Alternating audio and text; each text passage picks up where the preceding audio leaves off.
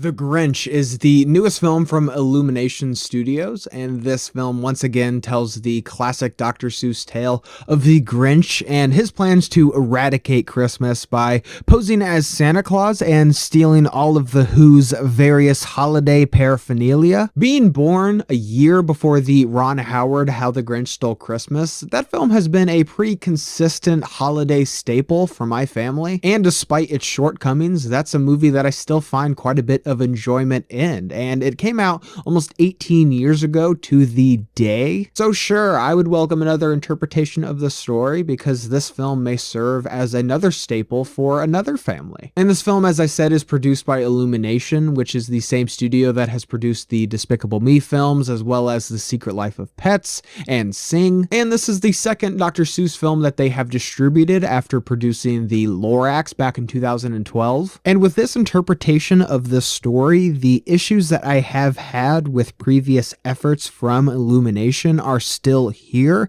but thankfully there are still elements that shine through and let this version stand on its own. And something that surprised me about this film were those elements. For example, Cindy Lou's involvement in this movie is incredibly touching, and it's different from all of the other incarnations of the story that I have seen, and it is probably my favorite addition to this movie. Benedict Cumberbatch portrays the Grinch in this film, and for the most part, I thought he did a pretty decent job as this character. He makes it his own, and it feels like a very singular interpretation. But something that I didn't really care for in this film was this movie's portrayal of the Grinch, because this version of this character isn't particularly frightening or nasty. I mean, in the song it says you have termites in your smile, you're a nasty wasty skunk, but this version of the Grinch is neither nasty or wasty. And I just would have preferred maybe his eyes to be the classic yellow, or at bare minimum have gross teeth, because he has some pearly whites, which isn't the Grinch. But the biggest issue that I have with this film is the fact that it is very obvious that this is an Illumination film, meaning that there is maybe one laugh to be had throughout the entire movie, and most of the jokes are very slapstick focused, which if you are above the age of 6, you're probably not going to laugh too hard at. But ultimately, the Grinch is an updated version of this story that, although I won't be watching every year, I could see some families doing so. But for myself, because of the failed moments of humor, as well as the odd portrayal of the Grinch,